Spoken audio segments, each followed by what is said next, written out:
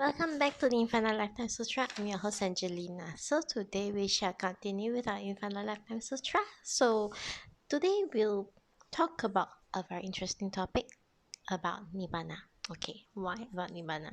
Okay, so today we'll talk only two short phrases. Okay, 欲此中下而现灭度. Okay, inside the Infinite Lifetime Sutra itself, we will only talk about these two short phrases. Okay, the two short phrases, what does it mean? Okay, 于此中下. 中下 we're referring to those who are of the middle and the lower karmic, I will say, wisdom. Okay, the understanding. If you have higher wisdom, higher understanding, you're considered as those with a lot of good roots. Okay, if you have been living yourself morally, if you have paid obeisance, you know how to respect others and stuff like this. Okay, you can easily understand when we talk about Amitabha, we talk about Buddha, we talk about all these wonderful things. You listen, the moment you come in contact with it, you will be like, oh yes, there is such thing, I believe in it, even if I can't see it with my eyes. Okay, but for those who are not so wise, okay, whose karma isn't that good, isn't that ripe, okay, who will need more guidance. So when you need more guidance, it's just like our school, right? When we need more guidance, then there'll be visual aid. Okay, if you are more clever student, then it will, the moment you listen to this, you already know that, oh, what it means. Yes, I understand. But when you are a middle or a lower grade student, okay, you will need more visual aid, you need more explanation, you will need more things to convince you that it is true. Okay, so what they did is, what these Buddhas and Bodhisattvas did is that they manifest the form of Nibbana, achieving Nibbana. Okay, 灭度. Okay, in Theravada Buddhism. Okay, a few years back when I was reading the Theravada Buddhism text, when we're talking about Nibbana, okay, we talk about the Buddha surrounded by his congregation of the Sangha. He was lying on his right side on the bed, and then he said his last words, and then he left. Okay, so that was like when he achieved Parinibbana. Okay, he said that it is his last birth. Okay, last birth. When there is a last birth, that means it is also the last death. And then it is going to be like, it intrigues those who wants to end it all. Okay, it gives the understanding that upon the extinguishing of this lifetime, when you achieve Parinibbana, it means that you will no longer be reborn. Okay, you will only become gone, just gone, nil. Okay, but this one is just to intrigue the thoughts of those who have lesser understanding, who cannot understand beyond being able to achieve for personal benefit, individual benefit. Okay, but when we're talking about Nibbana, how does Nibbana seem like? Okay, in general terms, the manifestation of Parinibbana is to just show that this is the last birth, right?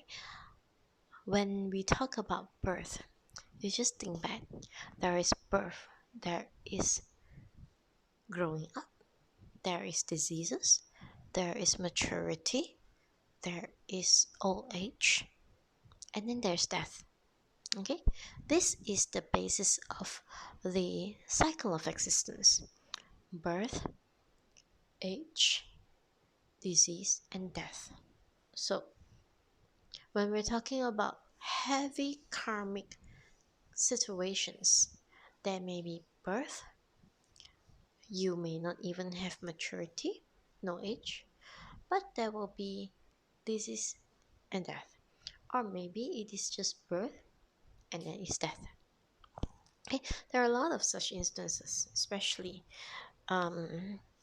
brought on to us because of our lifetime after lifetime of um, consuming animal products, and also our greed, the hatred, the anger, the ignorance that we have.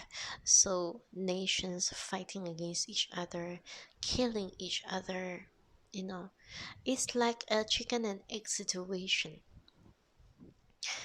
It is said that if as long as people still consume animal produce, there will not be peace. Because why? When you consume animal meat, the animals get scared first, then they get angry because you strip them of their life.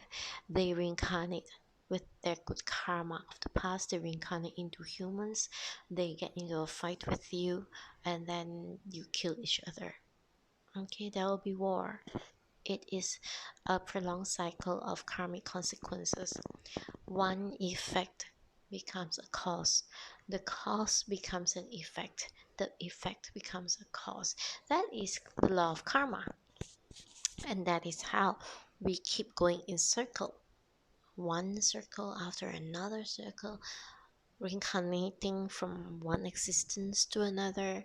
Okay, if you were to ask all of us here, those of us listening to this Dharma talk right now, all of us would have experienced hell. All of us would have experienced heaven. Okay, all of us would have experienced being insect, being animals, being human, being ghosts, or maybe being asuras, being demons, being whatever. Okay, heavenly beings included, but we don't remember them. Okay, but this is not the first lifetime. If we don't transcend and become a Buddha or to go to Pure Land, there will be so many more lifetimes that we have to go through. And when that happens, okay, what can we do? Okay, what can we do? It will be, you know, endless. It is a pitiful situation. It will be endless. And it's going to be painful because lifetime after lifetime, the people really, really dear to you, those that you love, after they have died, who can guarantee that they'll be reborn as humans? Okay, what if they died and they're reborn as some animal somewhere, and then after you die, you cannot guarantee your own human birth as well. Then you get reborn to elsewhere. You won't be able to get together again. It's hard for you to unite. So those fairy tales about people getting together and in a next lifetime is indeed a next lifetime, a lifetime where you don't know when. It could be many thousands of years away. It could be a few hundred, a few thousand, a few millennials away, in a different world, in a different era, right? In a different generation. So all in all, okay, from this, can you tell the beginning of the world? Can you tell the end of the world? Can you tell when the world starts and when the world ends? Actually, you cannot. Okay, everything conjures just because of the first ignorance of our own thoughts. Okay, Paticcasamuppada Sutra. Okay, the very first ignorance caused all this existence to come into being. Remember our last episode? If you have watched the last episode, we're talking about the mind and the matter being empty, the matter being a collective manifestation, okay, of our collective thoughts, a manifestation of our collective thoughts. Even the mind itself is is actually empty until you put a thought into it. Then it becomes something. And when you're Bodhisattva or Buddha, the your own mind, your Buddha mind, your Bodhisattva mind is only there with only one objective, that is to help whoever's karma is right to attain that Buddhahood and to protect those who has the potential to lead them towards this path. Okay, so what is so intriguing about the idea of Nibbana is that it ends all this cycle of existence, it ends all this pain. Although there are also a lot of people who think that, oh, I don't want to get out of here. I want to continue to be with my loved ones and things like this. This world is fantastic. This was fabulous. So I want to continue staying here. I want to be reborn here. Blah blah blah blah blah. So even when they have chanted Amitabha Buddha, okay, they do not will all the merits to go to Amitabha's Pure Land. They actually will to come back to this world, okay, to be humans. And the blessing is that they will be humans, okay, but the unfortunate thing is that they may or may not meet those people who are dear to them in the past existence.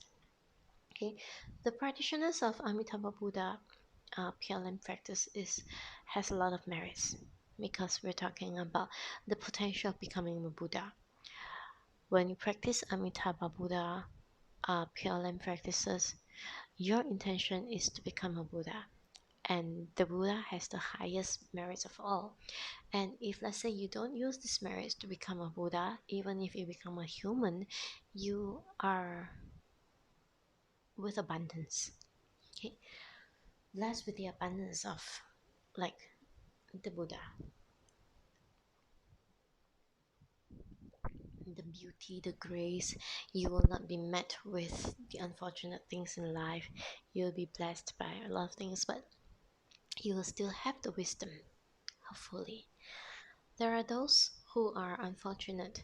They are they may have transcended from the heavens above, so they enjoy great wealth in this lifetime. But with the great wealth, it is so much easier for you to commit sin with great wealth. Let's just look at all the lifestyles of the people around us, right? The poor ones, what sin can they commit? Okay, they can't afford meat, they can only afford vegetables, so they don't really kill much. They don't hold grand parties that will slaughter animals, so they're going to just be able to you see some poor people, okay, those who are not so well to do, they lead a very long life, just living frugal and just living with some, you will in modern terms you'll just say that is not a balanced diet without the meat. Then they just take the vegetables, or they just take the meat without the vegetables these days, okay, seeing the vegetables are getting more and more expensive. But all in all, the richer you are, the easier it is for you to commit a sin. Okay, when you are talking about the sin of killing, as a very rich person, when you hold a party, you will want to host it to 100 or even 1,000 people. How many chickens will you slaughter? How many fish will you cook? How many pigs or lamb or cows that you will sacrifice just for your party alone, right? And then if you're to talk about poultry, is still not so much. Try talking about seafood. How many prawns are you going to kill? Each prawn has its own lifespan. How many prawns do you need to serve your guests? How many crabs do you need to serve your guests? Okay, how many squids do you need to serve your guests? Okay, that is a lot of lives there. And if you're not rich enough, you don't kill that much. Okay, so it's so much easier for you to sin as a very rich person. And if you're talking about stealing, we're talking about maybe business, we're talking about deals in the economic warfare. Okay, we're talking about how you strip off others the opportunity to a better life. Like for example, when you are, if you're like me, just a middle income earner, right? You won't I'll say that if there is income tax season, okay, whatever that the government has set in the law that you can um, rebate on, a lot of people, they'll try their best to rebate. They'll buy and then they'll get the receipts and then they'll rebate. Some may go to the extent of using fake receipts for the rebate, and some may even go to the extent of hiring an external tax person, a tax accountant, to maximize the deductions, okay, maximize the rebates, maximize to make sure that they pay the minimum tax. Okay, but if for those who are practitioners, okay, even when you give a donation, a charity, even if it has a tax deductible receipt, you might not even take it, you might not even submit it, because your intention with all these taxpayers and everything, the intention is only one. You pay the taxes so that the government will have the treasury to return the treasury money, put it into good use to return to the society. Like for example, use the money to pave the roads, use the money to subsidize the education, use the money to help the poor get skilled and get jobs. Okay, this is what we intend the money to be used for. Okay, to ensure that everyone gets a living, everyone gets good education, everyone has a chance to upskill and to upgrade the lifestyle, put poverty to an end. But if over here you talk about I donate to help the poor, and at the other hand you say that, oh, I donate only this much because this tax deduction is only maximum to this amount. So what are you doing? Are you really helping, or are you just stripping off the are you actually stealing from the society? Okay, this is a kind of subtle stealing that many people are not aware about. The argument is that I am just taking back what is rightful for me. Okay, but every single deduction that you declare in your income tax reduces the treasury, which in turn will cause a lesser budget available to help the society. So when there are people who complains about the road being uneven, having a lot of potholes, having a lot of um, you know, dangerous holes here and there along the tarred road, and then complaining that the government is not doing the job. So when you complain to the government about this, when we look back at the treasury, how much deductions have you done to your tax? All right, how much, if let's say all of us do not cheat in our taxes, especially those large corporations. Large corporations, they earn a lot of money, and then a lot will try to find ways to escape the tax. Okay, reduce taxes with a lot of deductions, putting things as expenses, um, you know, all kinds of tricks. Uh, in actual fact, if let's say all of us would be paying our fair share of taxes and not going on the wrong ways of trying to reduce it, to minimize it, money in the treasury will grow because our income grow. So when the income and treasury grow, there will be more opportunities for us to be able to utilize more money for improvements of the society, for better living, and everyone actually benefits from it. It's just a matter of our own selfishness, our own greed, our own, I would say, lack of foresight that we don't do that. Okay, we just think of our own benefit in the first instance. So that is how when you think about all these things, okay, the karmic consequences is you'll need to suffer together with the masses because you're not willing to provide to the masses.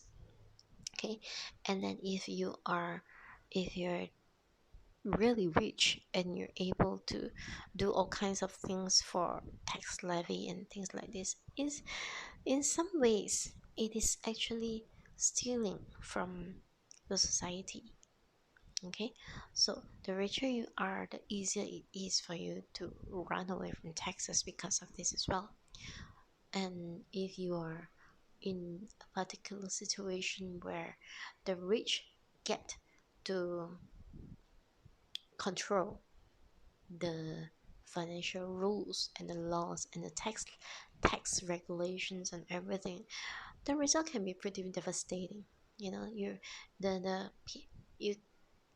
the nation can potentially be stealing from other nations, like for example not returning if, let's say, there is any fraud or any bribery or anything at all. There can be a mechanism for the international community to recover the money and return it to the rightful citizens of this other country.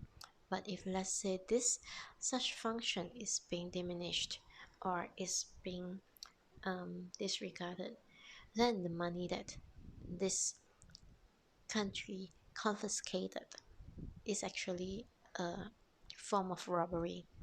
The consequences will be heavy, okay, upon those who stole it and upon the entire nation. Because if they were to use the money to fatten their own pockets, they will face the consequences. If they use the money to do things, of course they will need to do things for the society, right? They'll need to at least pretend that the money is being used for the improvements of the society in their own country. So this entire nation itself will suffer because it is from money stolen from another nation. So whatever bad karmic luck or whatever you call it, the bad karmic energies of the countries that they stole from will then be transferred to this other country that confiscated it. Okay, so there are a lot of all these things that is going to happen. So there's a stealing, and even when you're talking about stealing, yeah, the richer you are, the easier it is for you to steal, and thus the consequences will be much heavier. Okay, and then there is sexual misconduct. Okay, poor people, can you really? How do you actually harm other people through sexual misconduct? Okay, of course the obvious ones will be about the rape and whatever not. Okay, but again, the richer you are, the easier it is for you to conduct such sins. And thus a lot of people, the moment after they have their this lifetime extinguished, they go straight to hell. Okay, when you're the ultra rich. Okay, sexual misconduct, how do they fall in the pits of hell? How come this sounds like a hell talk now? Okay. Okay, but when we're looking at it, sexual misconduct, a lot of times when we, for those of us general public, we're unaware, but for those who are really very very rich, okay, you can see that they may, like the recent case in the US, for example, there was this accusation upon this artist who was said to have conducted serious sexual misconduct, forcing younger artists, uprising artists, into going into parties and being forced into sex and things like this, right? The richer you are, the easier it is for you to commit this. And there are many times when, you know, like for example, the nightclubs and then the whatever bars or whatever, right? And then there will be, because of social shame and things like this, there are probably rape cases unreported. Okay, all these things is so easily committed when you are too rich and you think that the riches are by your own intelligence, by your own effort, without knowing that actually all these riches that you gather today are the consequences of your past good karma in your previous lifetime. So take intoxicants, you take the wrong things, and then you become intoxicated. Your brain gets muddled. You do stupid things. You commit the three sins above, and then you know all kinds of things can happen, especially when you are too rich. And the moment when they have extinguished their rich lives in this lifetime, some of the immediate ones will go straight to hell. Okay, in the Helsing's talk, you would have heard when I was sharing about the hell scenes, you would have heard about the different layers of hell, and all these layers of hell are actually also manifestations of the sin that you have conducted. It is not a special prison created by some special magical forces to put you there. It is not. It's actually conjured by your own mind, okay, by your own faults, the things that you have done based on your own karma, that the hell scenes, the different layers of hell can actually happen, can actually manifest before you. If you've never committed those sins, those layers of hell will not even appear in front of your eyes, even if you are stepping right in the middle of it. You can't see it. Okay, so this is how karma works. Okay, and this is how painful it is, right? You become rich in one lifetime, and then after that you go to hell in a different lifetime, in the next lifetime. And after suffering in hell, sometimes, if let's say you are lucky enough, you get reincarnated, but not necessarily as a human.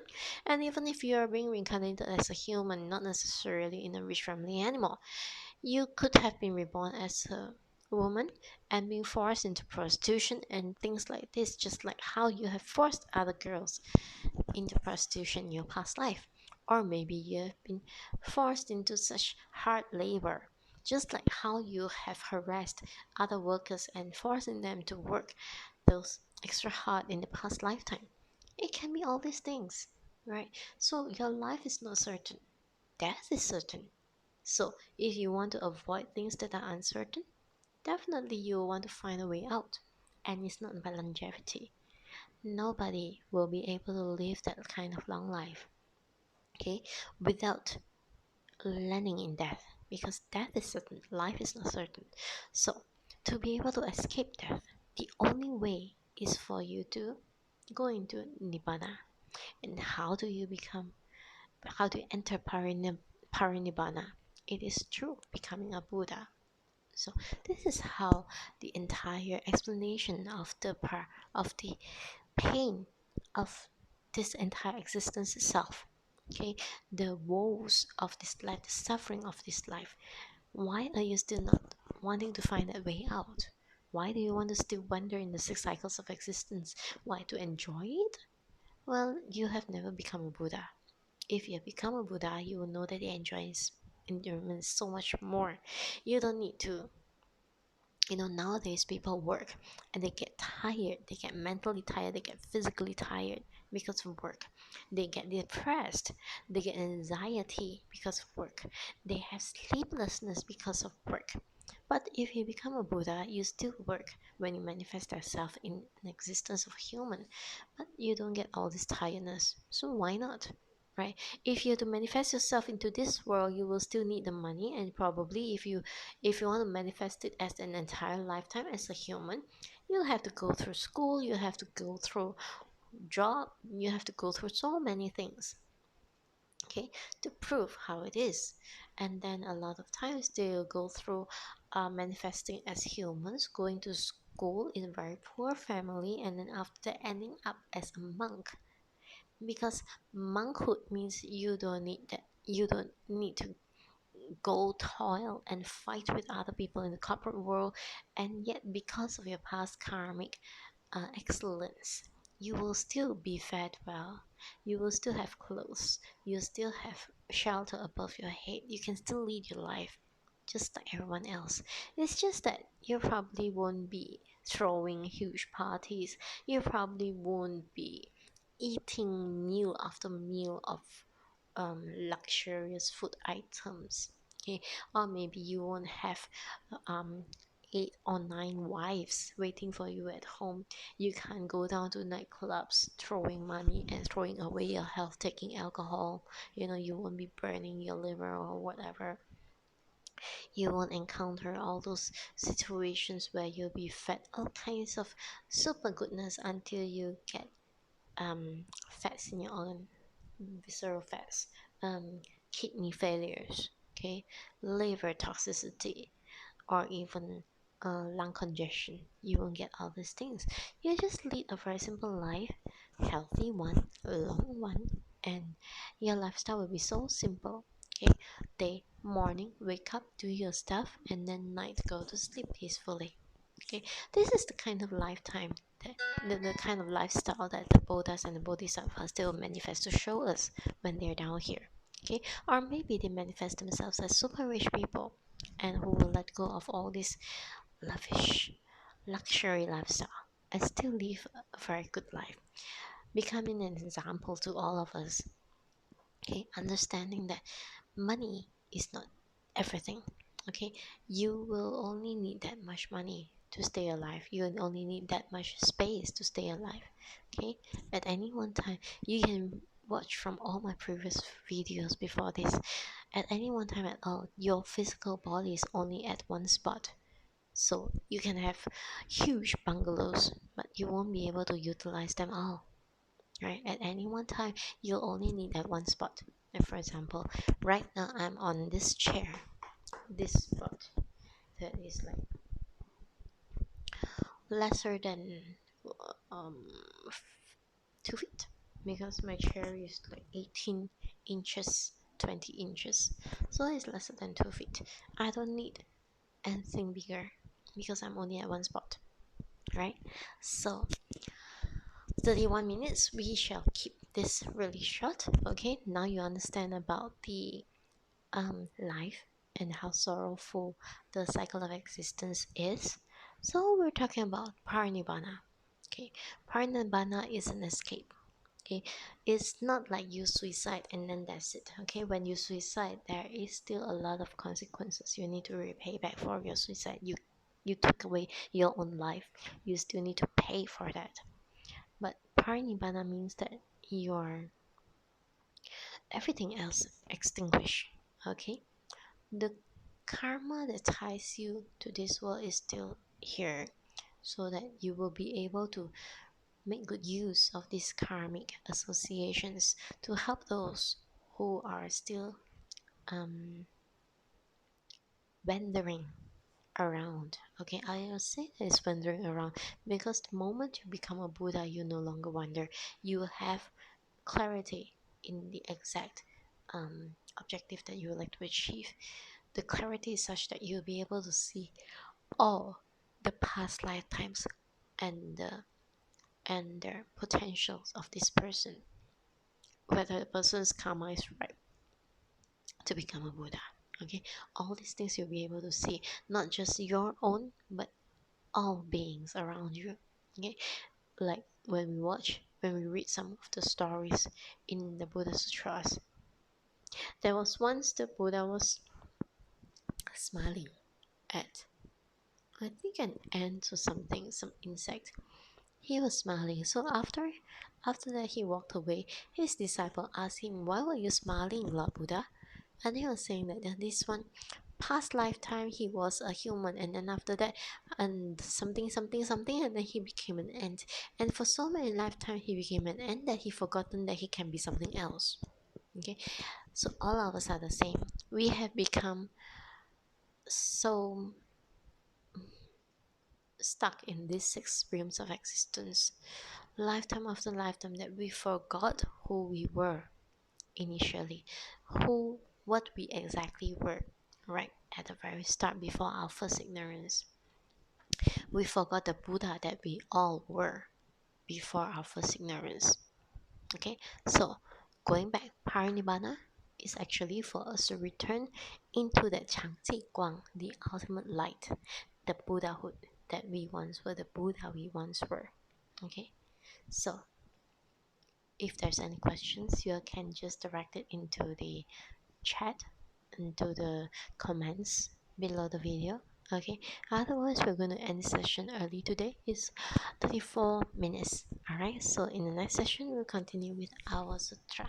So take good care until we meet again. So bye. Amitabha.